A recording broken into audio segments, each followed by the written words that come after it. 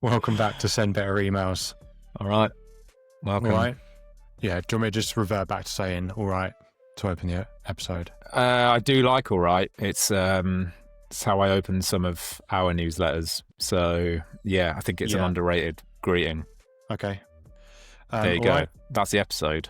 Because it's like hello and how are you all in one, like rolled into one. Yeah, and I'm all about brevity and kind of like word economy.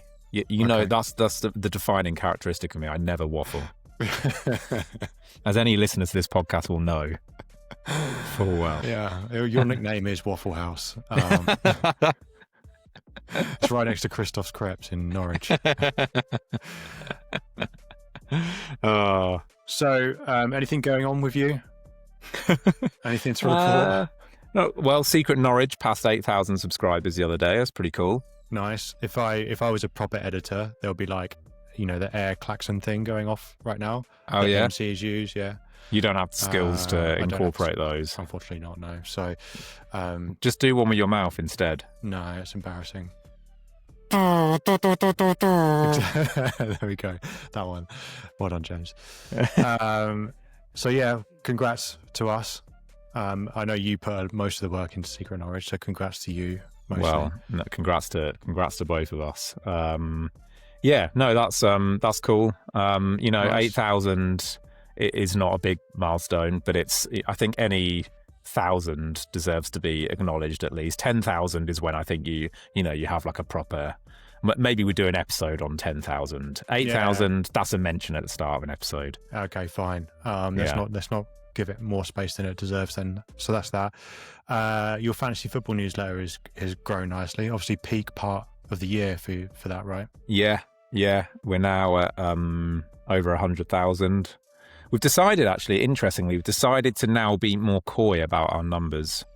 Okay. Yeah, we will of course tell people that are interested in advertising with us. We'll give them everything they need to know. But when it comes to like what the number that we give publicly, like once you've got to 100,000, we were like, well, really, like, are we gonna every 1,000 we're gonna be like, oh, we've got like 107,000. Like, it's just like once you've got over 100,000, it's all white noise. It doesn't really matter, does it? Like maybe 200,000 we update it, but like, okay, so every 1,000 is a milestone, stops when you get to 100,000. The next milestone is 200,000. Actually, no, I would say every milestone stops when you get to 10,000. Then it's every 10,000.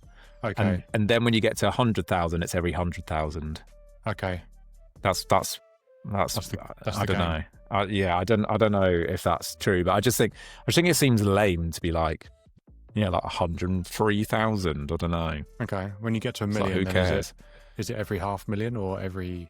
I would say so. I think actually when you get to 1 million, I'm gonna reverse it. That's when you go exactly how many subscribers you got, and you have a live counter. Okay. That's what is it? 440 they're called?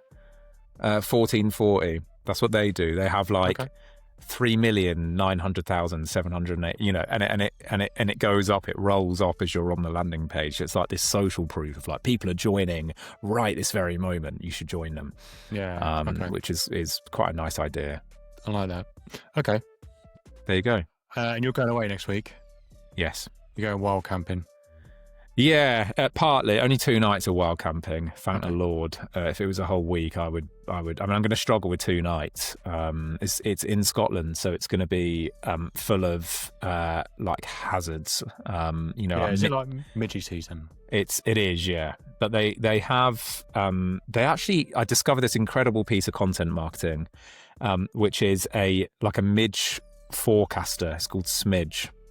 And it's like it's like this map of Scotland, like a weather map, but then rather than like sun or cloud or rain, it has numbers from 1 to 5. 1 being no midges, 5 being like there's midges everywhere. Midgegeddon, exactly, yeah. Okay. And like the tone of voice of it is quite fun, and it's like the de facto, like whenever you're researching midges in Scotland, it's like you need to use Smidge. And I think Smidge I think their primary business is they sell midge repellent.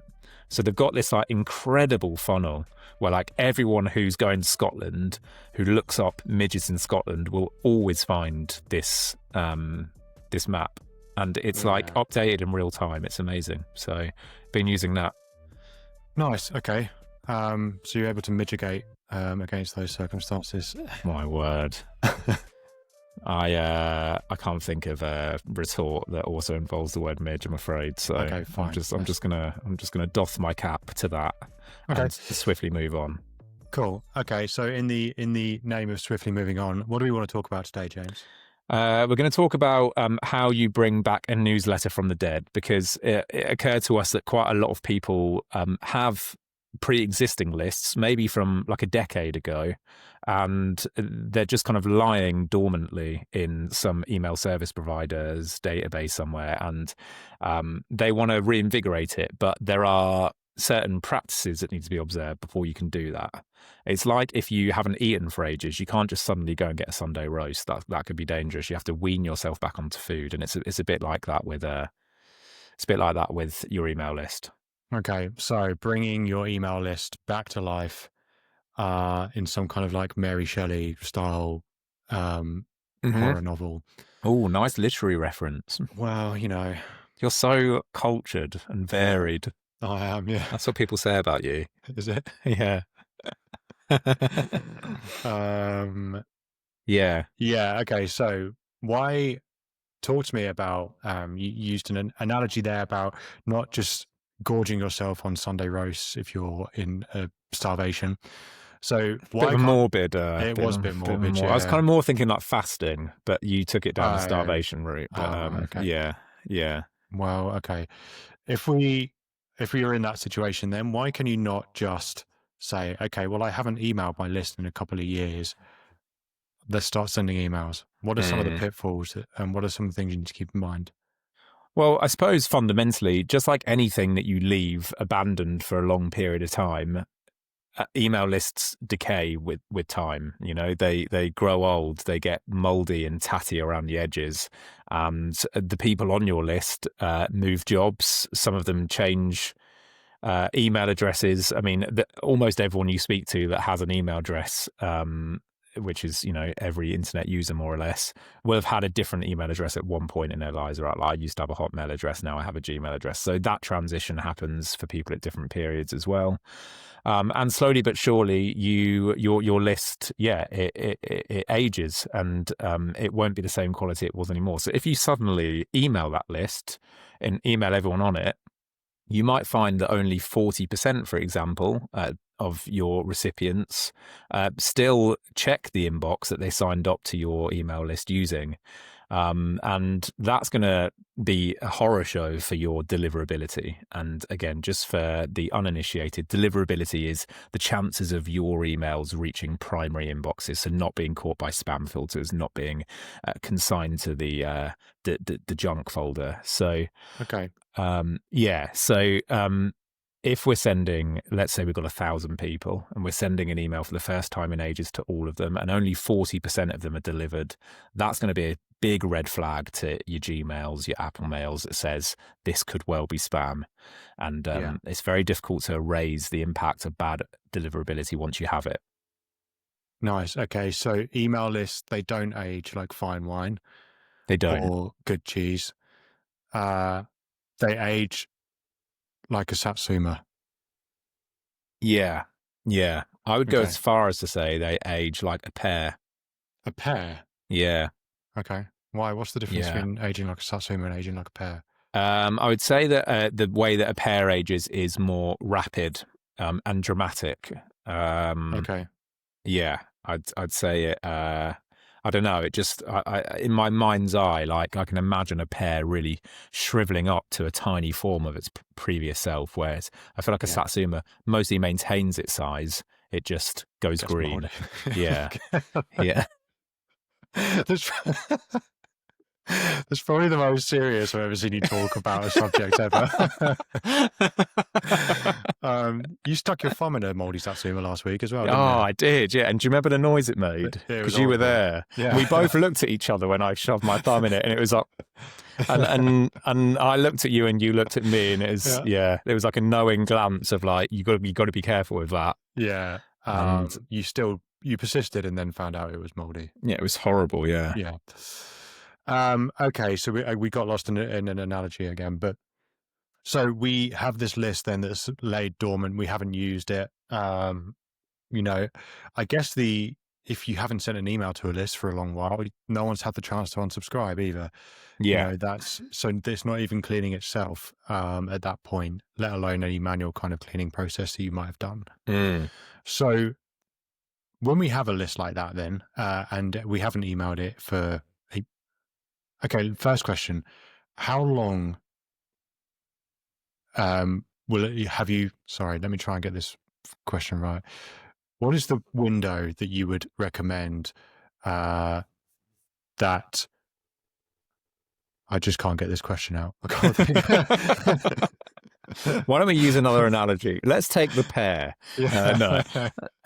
Is what you're trying to drive at here? Like, at what point is your list considered neglected? Yeah. Well, at what point? What's a long enough window for it to be okay? This is now neglected. Yeah, I mean, I'd say the answer to that can vary depending on the size of it and the frequency with which you were emailing it prior to this supposed neglect. Yeah. But generally, I mean, just as a rule of thumb, I would say if enough time has passed that emailing the people on your list would be unusual and unexpected on their part, then it's probably been too long. Yeah. Okay. Let's use another analogy here then. So if you miss a couple of weeks in the gym because you were going once every week, it probably doesn't matter. But if you miss 6 weeks, then it does matter because it's unusual for you to be back in the gym. Yeah, exactly. Like, yeah, exactly. Yeah. Like maybe the staff don't like recognize you when you walk in, or maybe your muscles are like, what the hell are you doing to me? And they hurt more afterwards because like you haven't exercised for so long. Like, exactly. I mean, I wouldn't know, but you know, some people probably miss gym sessions. Yeah, I mean, of course, that's you never skip them. No, never. Okay. So it's got to a stage where it's unusual for you to be emailing them again. So it's kind of, that's where we feel like it's gone dormant. So then my question to you is, if we get to that stage and we feel like, okay, it's been a while, what can we do? So, you know, we always say on this podcast, we tend to just say everything and we kind of just give it all away and then people can just do it or they don't or whatever. We're not protective about it. Do you want to be protective about the process here, or do you want to just No. I'm generally will never choose to be protective if I can help it. Okay. No. So the process is relatively simple. So the problem that you're facing is that if you just send everyone an email in order to ascertain how many of those emails are dead, you've already caused a damage because you've already sent the email that's going to have knock-on effects on your deliverability. So sending an email will tell you who gets the email and who opens email and who clicks email, and equally who doesn't. And once you've done that, you could separate them. But the problem is you can't. So we have to do something before the send. And this is where third-party software comes in. So at the Inbox Club, we use software called Neverbounce. This episode is not sponsored by Neverbounce. We just like it. And Neverbounce gives us the chance to upload a list into its system. It will tell us which email addresses are valid, which are not valid, are dead because for whatever reason, they were typed in wrong originally, or the company that it's associated with is now closed down, whatever it might be. And it will also give us a small percentage of email addresses that it can't ascertain one way or the other. So once we've got that, we can then immediately disregard all of the email addresses that aren't valid and ensure that the new list that we re-upload back into our system is only those email addresses who we know for sure could receive our emails. They're still active inboxes. And we might, depending on how many there are, we might also upload the ambiguous pile, but only if it's a small enough percentage of the list of valid email addresses.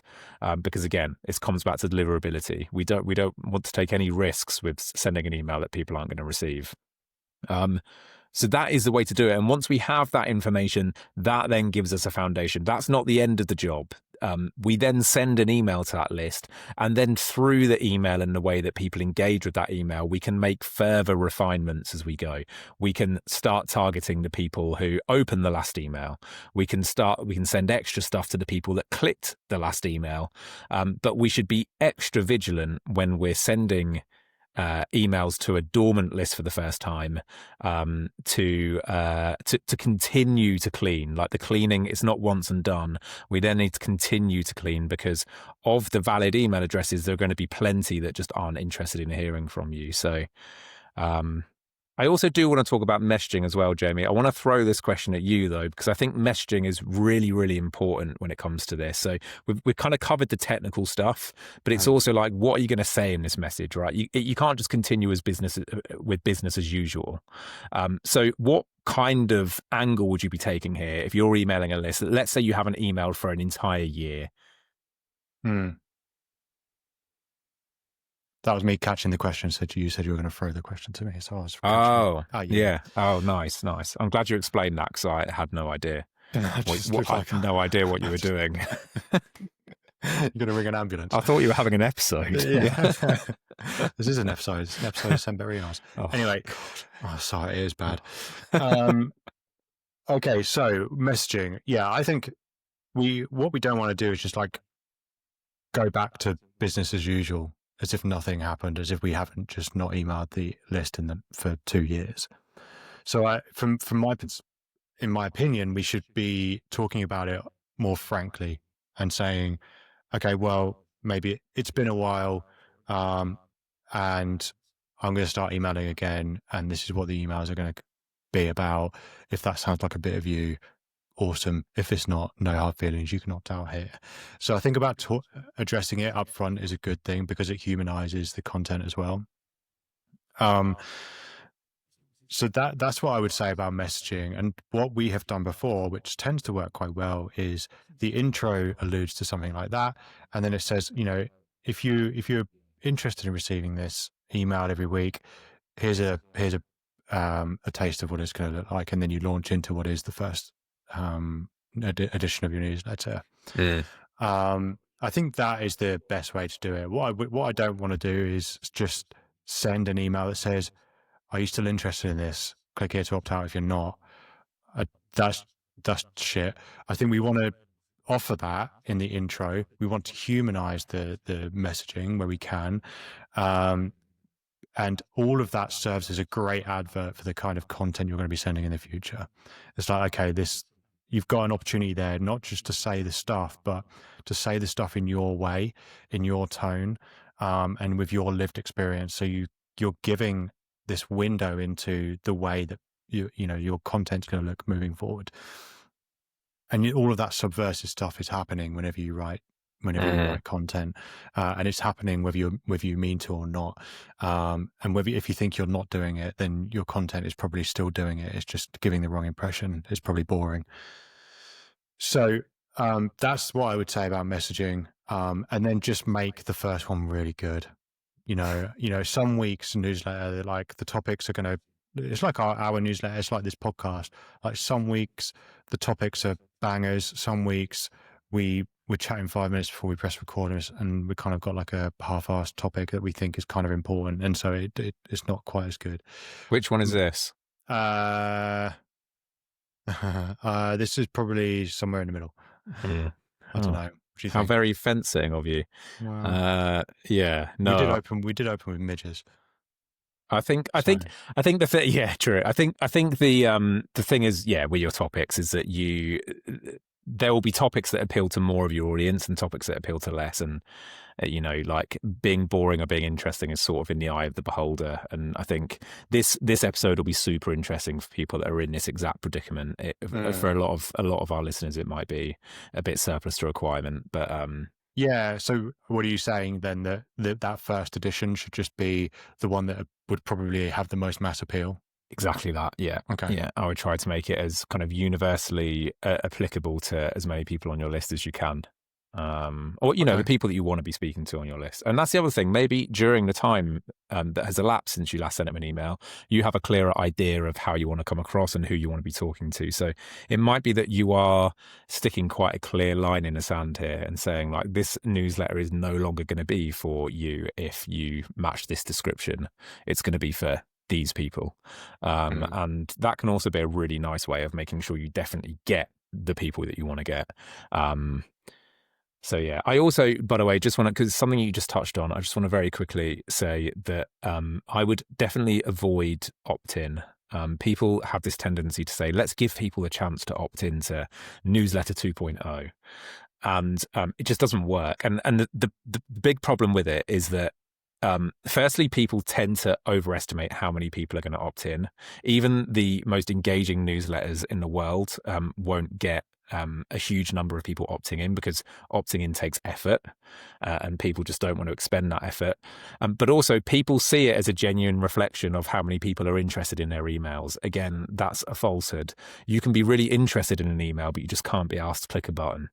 And so, or you might be interested in some emails, but not others. Like it's so changeable. You might just have missed that particular email, and then you don't get the chance to opt in because you never saw it because your inbox is full or you're on holiday or whatever it might be. So, I would avoid opt-in altogether. Assume that people want to be a member. If they don't, they will unsubscribe. That they have the opt-out ability every time you send an email, assuming that you're complying with GDPR.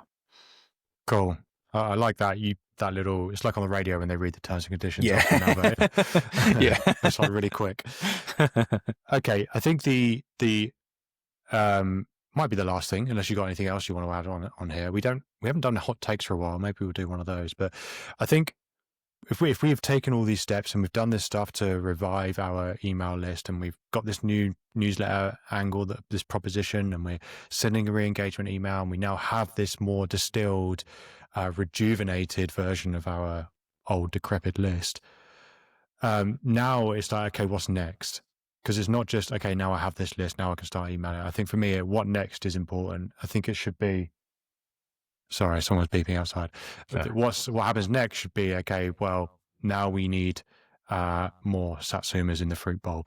So we need list growth. We want more people coming in through the front door because we just lost a whole load of old people out the back door. So list growth is the next important thing. How do we get more fresh blood in there? How do we keep growing our email list? Because in the meantime, it will always be shrinking.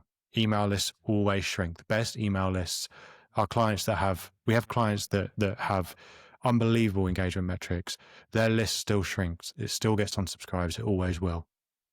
So if that's happening as a given, then we should be putting people in the top end.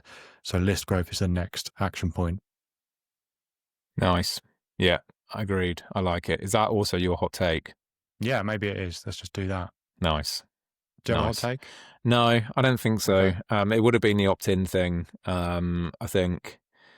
Okay. Yeah. Getting people to opt out rather than opt in. Yeah. I guess all I would say is that it's not a hot take, but just a message maybe to end on is that, like, sending emails is a form of care of your list. Like, obviously we want more proactive list hygiene, but just sending emails is a form of list hygiene because, as we already pointed out, people will always unsubscribe. That's a good thing. People, every time you send an email, have the decision as to whether or not to stay a member of your list or not. And so if you are listening to this and thinking, damn, I fit that description, I've got this list, haven't touched it in 3 years, I would just say, yeah, use something like Never Bounce. Other types of software are available. And then we're not the BBC. Yeah. You don't have to say that, but go on. Oh no. I meant purely Yeah, I know. I meant purely from a sense of like, it might not be the best. Like I haven't tried them all. Okay, fine. Yeah, there might be cheaper ones. I don't know. I don't know. Never Bounce is good. And and yeah, use something like Never Bounce, and then just start sending emails, and just that's when you start learning and when you start really properly cleaning your list. Okay, nice. I think that does us for today.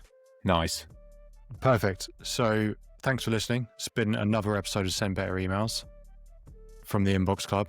I'm Jamie. He's James. This is the podcast. Actually, you're Jamie Woodbridge. You've put your second name as well. Jamie Woodbridge. Yeah, that might not come up on the final recording, by the way. How does it not? Well, maybe. I can't remember now. Oh, I hope it does, because it makes you look like a wanker. What? That's not just a name. That's not just a nameplate that makes that happen. Right, on that note, sorry, thanks, mate. Listeners. This has been James and Wanker from Send Better Emails. See you later. Bye. Bye.